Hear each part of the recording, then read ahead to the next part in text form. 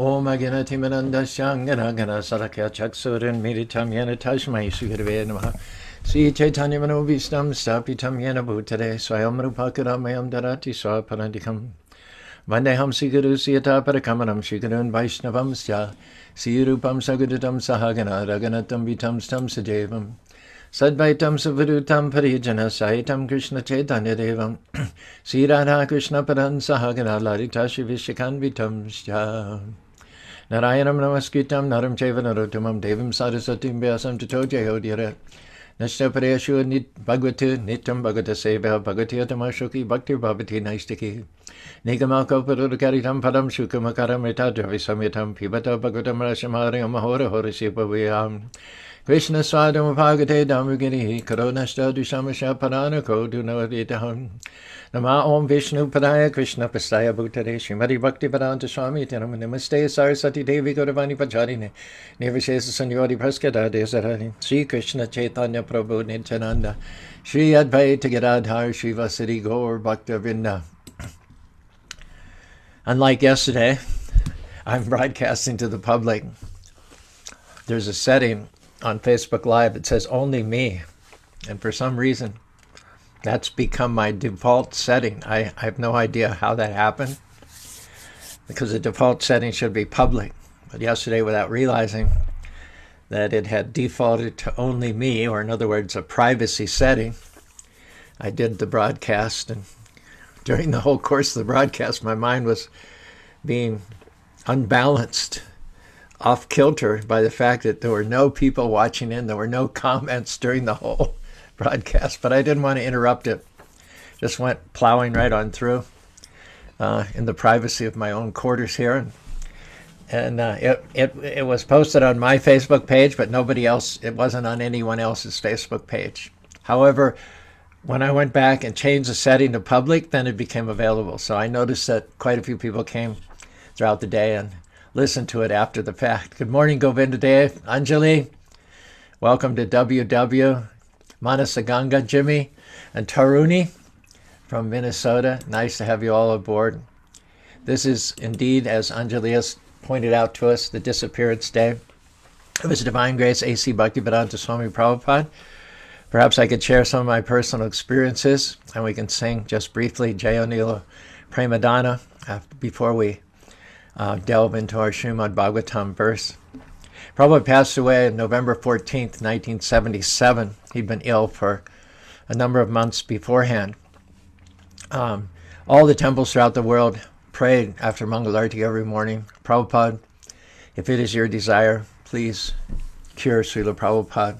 That had been going on for months, and it didn't look good, and therefore sometime end of October, beginning of November, the dictate went out that anybody who's able to, especially temple presidents and leaders, should try and come to India to see Prabhupada, because he's not going to be with us much longer. I was a temple president in Berkeley at the time.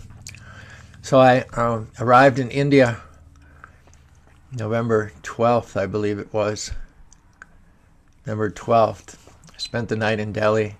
I had a lot of shopping to do for the gift store. And as I was in Delhi the evening of November 12th, I thought, should I spend a couple of days in Delhi and do the shopping for the gift store and get that off my mind and not have to worry about it, and then go see Prabhupada around the 16th or the 17th? Or should I just go and see Prabhupada and then do the shopping later? Something told me you need to go to Vrindavan right away. In case you don't know, Vrindavan's about 90 kilometers, 3 hours drive south of Delhi. So the next day, after having spent the night in Delhi, I went to Vrindavan, arrived there in the afternoon. And Prabhupada was still lucid. In fact, he was visited. I was in his quarters the evening of November the 13th, when he was being visited by several of his godbrothers, Ban Maharaj, Krishnadas Babaji, and about 2 or 3 others. They were all sitting in a line beside Prabhupada where he was supine on his bed. And conversation was in Hindi and Bengali. But from what I could understand, Prabhupada was, in his humility, he was asking forgiveness to his god brothers in case he had offended them in any way. Prabhupada said, sometimes I'm temperamental. And the god brothers say, Swamiji, you're Shaktava Shavatar. You spread Krishna consciousness all over the world. It's we who should apologize to you for not recognizing your stature and for not having supported you early on.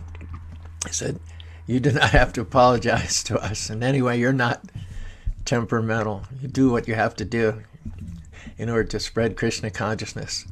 Your actions are not guided by temperamentality or emotions. Your actions are directly guided by the Supreme Personality of Godhead. So that conversation took place on the evening of the 13th.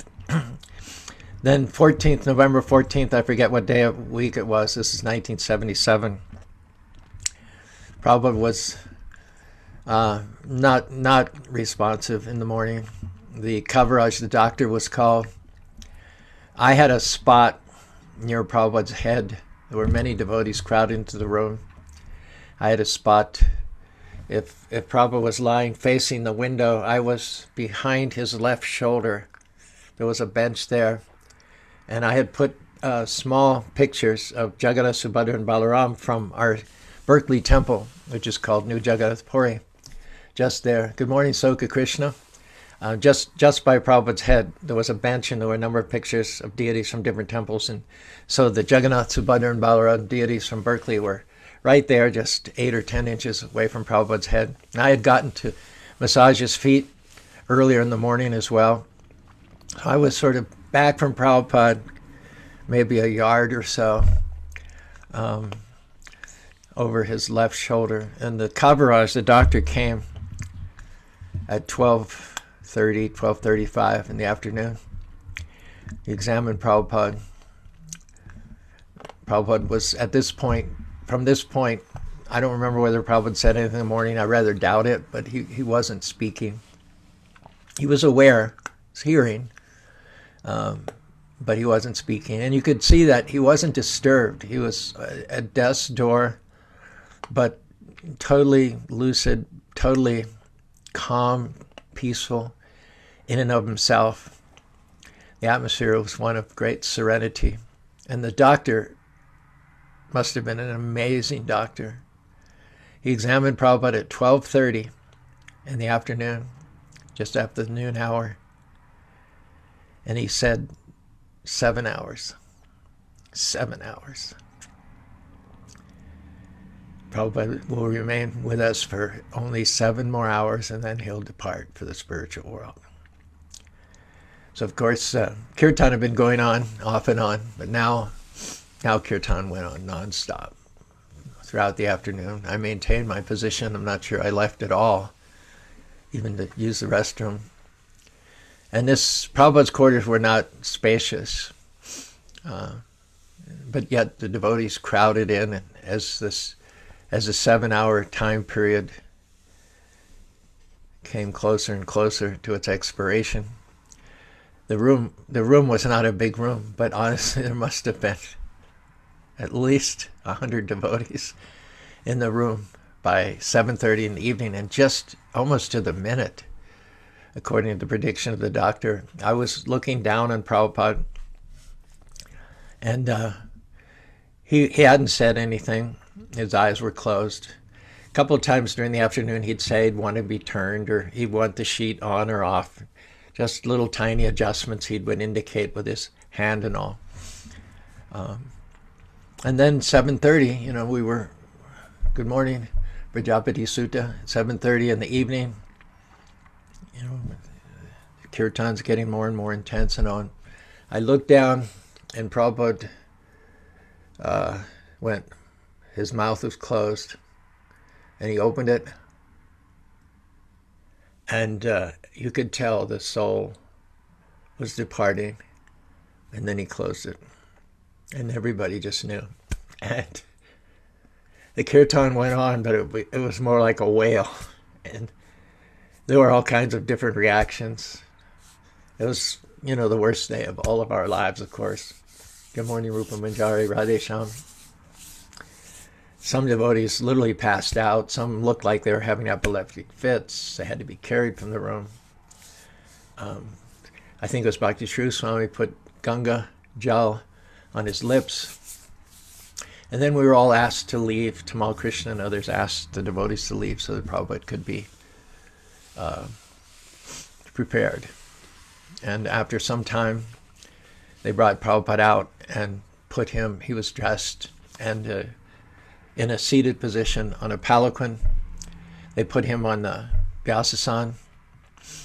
And I remember sitting there for most of the night, and I remember Krishnadas Babaji singing samsara prayers, Shri Guru Charana Padma.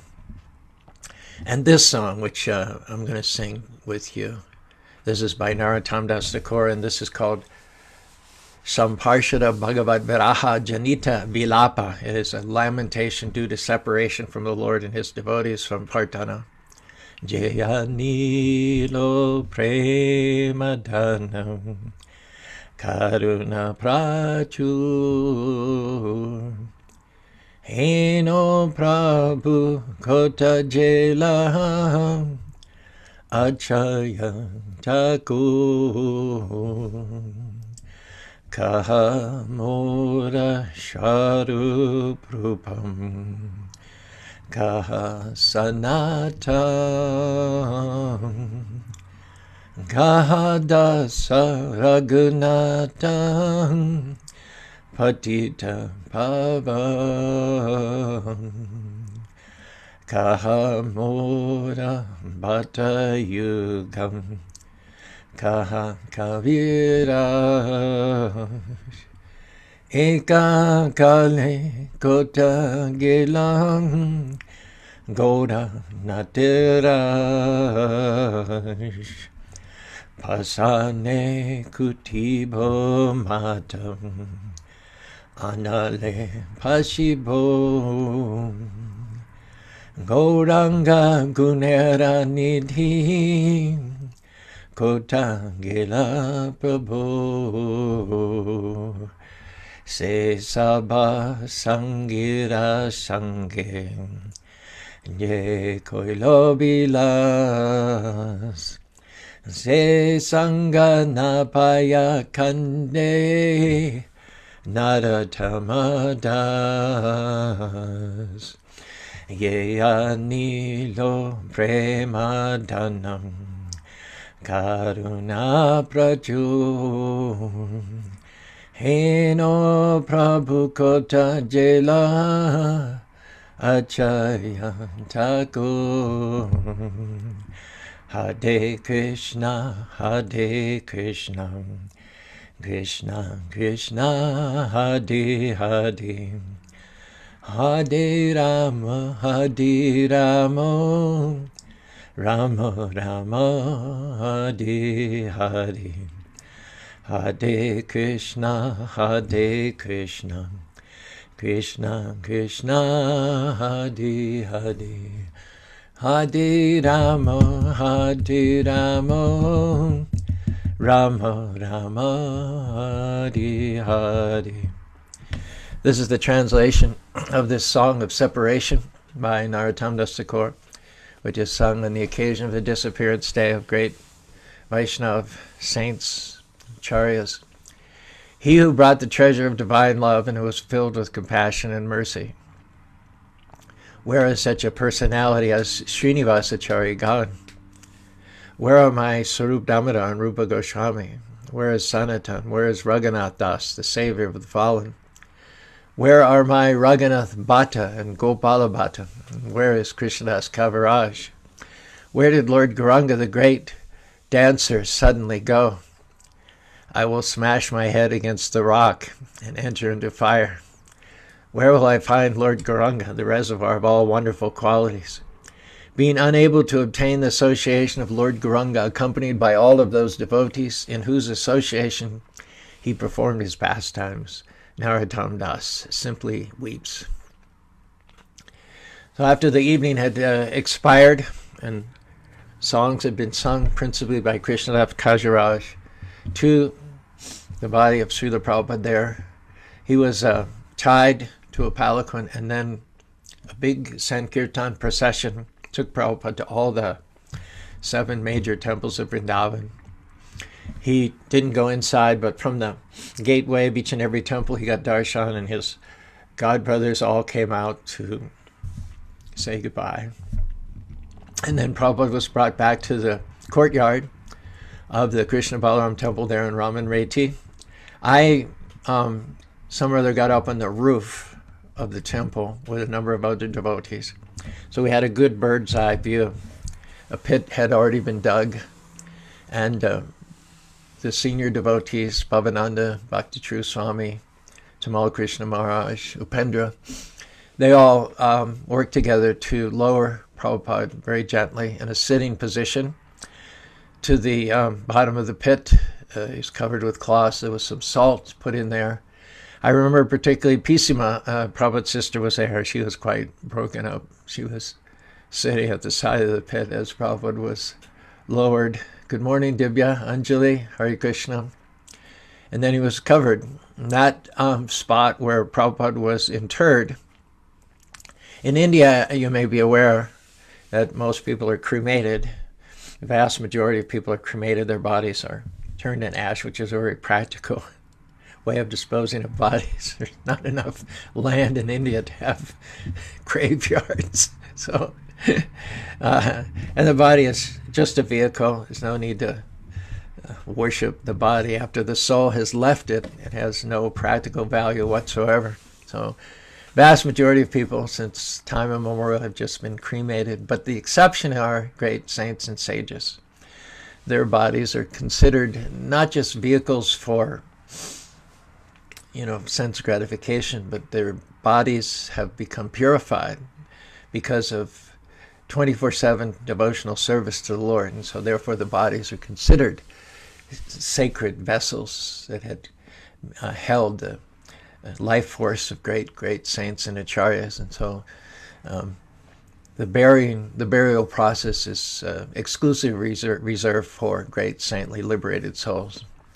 So Prabhupada's body was buried, and now if you visit Vrindavan, there's a beautiful samadhi built, a memorial built right over the exact spot where Prabhupada's body was interned. And as you face the temple and you go in, it's quite a substantial building just to the left there. And every morning the devotees have the Guru Puja, Sri Guru Charana Padma, Kevala Bhakti Sadma. And they worship Prabhupada by offering flowers. And of course, on this particular day, there's no incursion by foreign tourists because of the COVID, but I'm sure the resident devotees will have gathered there. India, I believe, is before us, 12 hours before us, so they will have already gathered 12 hours ago to worship Prabhupada and remember him, take stock of all that we owe to him. We are him, his mercy. That's what we are. There is not a single thing that I do in my life that I would have been doing had I not met Prabhupada. So practically every minute of every day, and sleeping, waking, working, eating, singing, recreating, in terms of vocation, in terms of exercise of talents and abilities, in terms of the friends that I have and the goals that I set, it's all determined by Prabhupada. And so I am the mercy of Prabhupada. There's nothing else. If it is, it's an unwanted anartha that I hope to kick out at some time in the not too distant future. Anjali says, Jai, grandfather Prabhupada. Since Prabhupada left, there are about 100 of his disciples who have been initiating. Prabhupada initiated 4,500 disciples during the 12 years that he was with us. As you know, he came in 65 and passed away in 1977. He was 70 years old when he came to America, and he was 82 years old when he passed away on November 14th, 1977. He had initiated about 4,500 disciples. And in due course, about 100 of his disciples, maybe not quite 100, maybe 70 or 80, have themselves initiated. Some of them have passed away recently. Bhakti Swami passed away. But they themselves have been initiating for the better part of 40 years now. A couple of his disciples, Prabhupada had 4,500 disciples. At last count, Jayapataka Maharaj, Radhanath Swami had in excess of 20,000 disciples each. So Prabhupada was the father, and like any father, his highest wish is that his children eventually become fathers. We don't like to think of the father leaving. We wish he would stay with us. We always feel like we need his guidance, his mentorship. And he assures us that even in the physical absence, he's always there. This movement is his heart. He's supervising it. He's directing it, even though not physically present. So this is the Disappearance Day, and temples all over the world will observe fasting this morning. And depending on, I know Salt Lake City Center, because most people work today, they'll be observing the disappearance of Prabhupada between 6 and 8 this evening with the Abhishek, sacred bathing ceremony, some kirtan, and a nice feast. So if you're in Salt Lake City, drop in. They'll also broadcast it live on Facebook. We'll do a more modest event.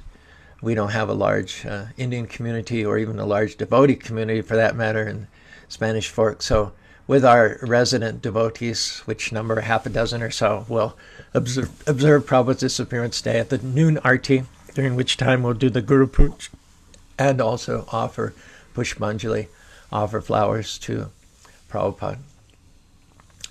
So that concludes our tribute to Prabhupada on this Wisdom Wednesday morning. Jai Srila Prabhupada Ki Jai, Gaur Premananda Hariyo. His Divine Grace A.C. Bhaktivedanta Swami Srila Prabhupada Ki Jai. Let's take 15 minutes that we have left here to just mention one or two things. This is the same verse. Idam bhagavatam nama parana paramisamitam utama shokacharyam chakara nishiraya shaloga danyam shastiyana mahat. The Srimad Bhagavatam is a literary incarnation of God. Good morning, Sanjay. And is compiled by Srila Vyasadeva, the incarnation of Good Morning, Lakshmi Nrsinga. It is compiled by Srila Vyasadeva, the incarnation of God, is meant for the ultimate good of all people. It is all successful, all blissful, and all perfect. Oh yeah, one thing I have to say, as a postscript to my narration of my own personal experiences of Prabhupada's disappearance, of being there in Vrindavan, seeing him depart from his body from like a yard away and singing the songs to him during the evening, participating in the parikramas. Prabhupada visited all the 7 temples and said goodbye to his godbrothers, and then seeing him interned from the roof of the temple.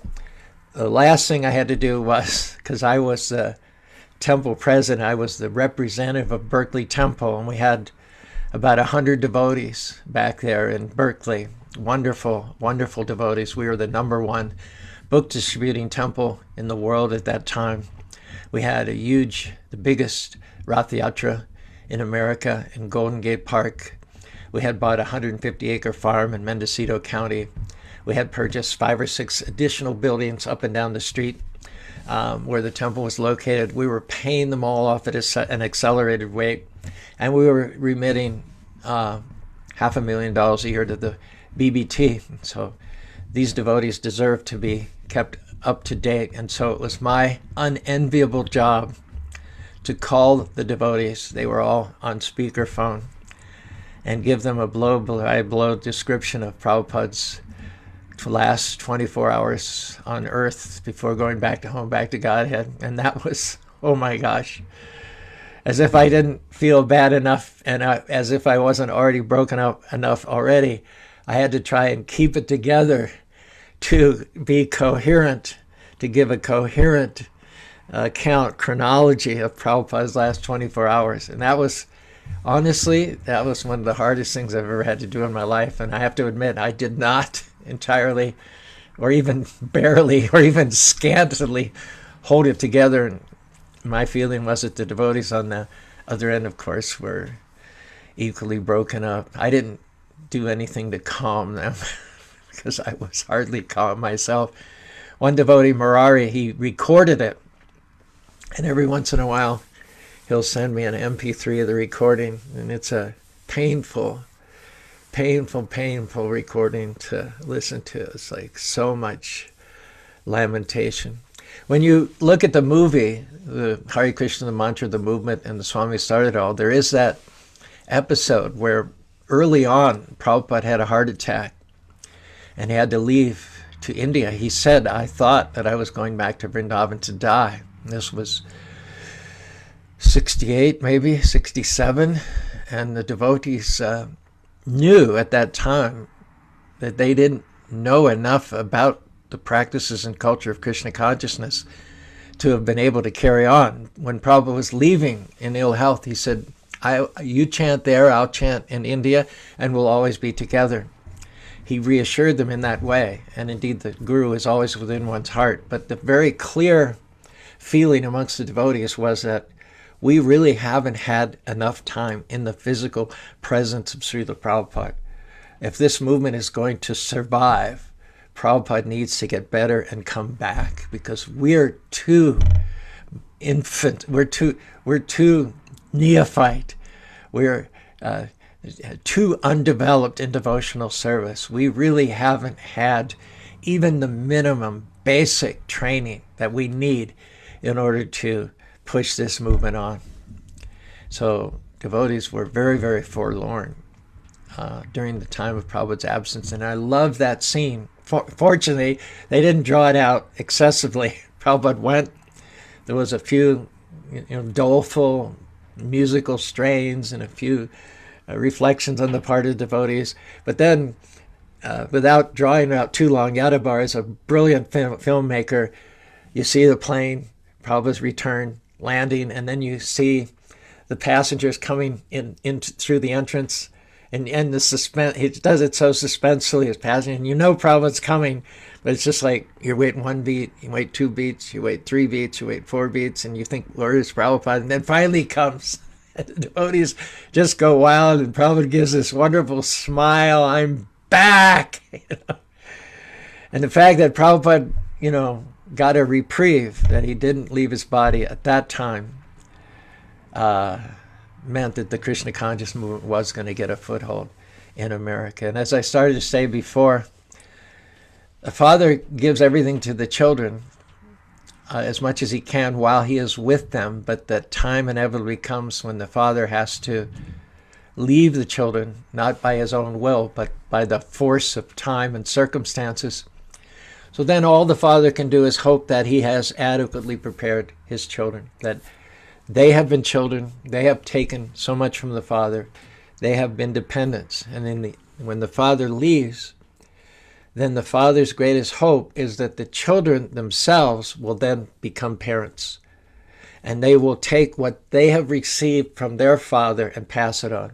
That's why Anjali says in her comments here, our grandfather, Srila Prabhupada. So we, 4,500, at least those of us who are still alive and still faithful in the movement, do our level best to pass on what we know.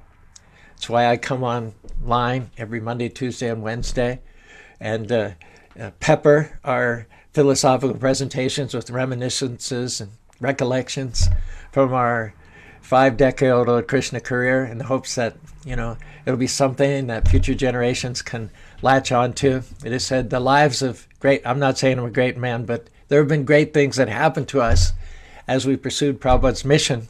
The poet said, the lives of great men all remind us we can make our lives sublime, and departing leave behind us footprints in the sands of time. Footprints that perhaps another, sailing over life's solemn main, a forlorn and shipwrecked brother, seeing shall take heart again.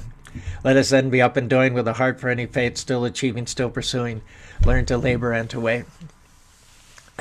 So hopefully, as Prabhupada was so enthusiastic to spread this movement, that he came in his late years with no money, no associates, no contacts, in order to spread the Krishna conscious movement. Hopefully we can pick up on and be infected by, or we have been able to pick up and have been able to have been infected by some of that enthusiasm, because we now, the first generation, are now coming to the age at which Prabhupada arrived in America. We passed that landmark of 70, and now we're advancing towards the next landmark, that when Prabhupada was 82, he left the planet.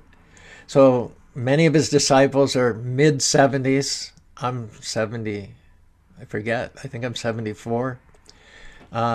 So we passed the point, the age at which Prabhupada arrived, and we're coming now, approaching the age at which Prabhupada departed. I think I'll just share with you one more memory I have, and we'll not go into the Bhagavatam this morning. I don't think we'll have time to get very deeply into it, but let me just share with you one scene I have in my mind. It was earlier in 1977. We were all at the Mayapur festival in March. The Lotus building was packed with 700 or 800 devotees. Prabhupada was giving the Bhagavatam class. He was already ill. He was going to leave us later on that year, about, 9 months, eight months later. He was already ill. He was giving the Bhagavatam class, and he stopped. Whatever it was he was talking about from the Bhagavatam, he stopped. There was a dramatic pause. And he looked out over all these 700 or so disciples in their early 20s, early and mid-20s, some even in their teens. And he said, "I'm an old man." He said, "I may go at any time." And he started crying. He said, "But you, each one of you has 50 years of preaching ahead of you." And he was almost transcendently envious because he loved preaching so much. Preaching was his life's blood. And he knew that he'd have to go off and serve Krishna in some other environment and context within the next few months. But he envied us that we had 50 years of preaching ahead of us. And now on this Disappearance Day of Prabhupada in 2020, it's pretty much, I've had my 50 years, from 1977 or so. I joined in 70. So not from 77, but from 70 to 2020, that's exactly 50 years. So now I can say to you who are younger, my time is almost over, but you have 50 years. So take advantage of it. Dive deep into it. Consume it with enthusiasm. Share the treasure of Krishna consciousness with as many people as you can. That way your grandfather will be very happy, and your fathers, the disciples of Prabhupada, will be very happy. And then when you come to your 50-year benchmark of having preached Krishna consciousness, you can look on your own life and your own history with satisfaction. You can share your stories of missionary work and preaching with future generations. And then you can be transcendently envious of them because your time will have almost arrived, but they will have 50 years ahead of them. Om Tat Sat. Sorry we didn't get into the Bhagavatam at all today. But then again, the Bhagavatam is all about the great stalwart devotees of the Lord. Tarko pradishnam shutiyam nashodishir dharmasya tadvamyatam mahajeno yene gadapasanta. The secrets of religion, the truth of the Bhagavatam lies in the hearts of the pure devotees, like Srila Prabhupada, like Narottam Das Thakur, Srinivas Acharya, Advaita Acharya, Sri Chaitanya Mahaprabhu, the 6 Goswamis. And on this day, we remember them. We think of all that we have to be grateful to them for. Our very lives are guided and directed at every minute by the light that they have shed upon us. And we hope we've done our part to spread the light and ensure its perpetuity that remains within this dark material world, guiding those souls who are interested and open back to home, back to God. Anjali, she asked for that recording from Berkeley. I don't have the recording. You can ask the Berkeley devotees. I'm sure that's somewhere there in the archives. It was originally done by a devotee named Murari. Yes. So thank you. The ones that were with us who liked, that I actually have a list of, and we appreciate any interaction. I had some devotees say, "True, your classes are what have kept us going during the pandemic," and I appreciated the comment.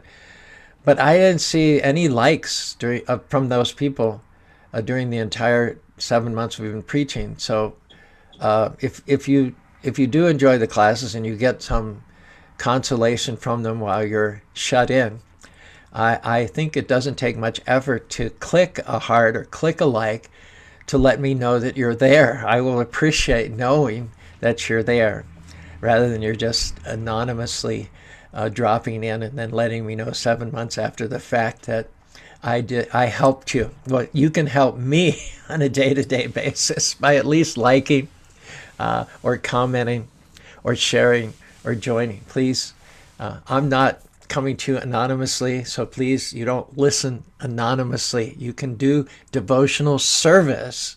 It's actually service by hitting the like button, by commenting, by sharing, by joining. This is service. We're in this together. I'm trying to do service by coming here punctually and regularly, Monday, Tuesday, and Wednesday. And you also should not just see yourselves as passive participants, but you can write elaborate comments. Some of our stars in that connection are Anjali, Jayashri, Radha, Govinda, Dave. There are some of you who have written quite extensively in the comments, and that is a lifeline. That is a way of reaching out to anybody who stumble or come across these broadcasts as they're scrolling through the internet, or may encounter them later on. So please, everybody, participate to your fullest ability. Take advantage of any and all opportunities for service. So thanks, Manasaganga, Sanjay, Madhava, appreciate your Madhava, Anjali, Rasangi, Stoka Krishna, Sundari Priya, Divya Joshi, Radhe Sham, Prajapati Sutta, Lakshmi Nashringa, Sanjay Dumyan, Jimmy and Taruni, love you guys. You're steady as rocks. Rupa Manjari, Jean is on every day. Thank you so much. Let's all dedicate as much of the day as possible to thinking of all the things that we have to be grateful to His Divine Grace, A.C. Bhaktivedanta Swami Prabhupada for. He's left us physically, but He's very much present in our hearts and in our minds. Continues to direct this movement, which now has grown to 820 temples, farms, and restaurants all over the world. And in case you haven't noticed, during the pandemic, there has been a particular explosion of preaching. My gosh, there's so many great preachers on the internet now that you can take advantage of.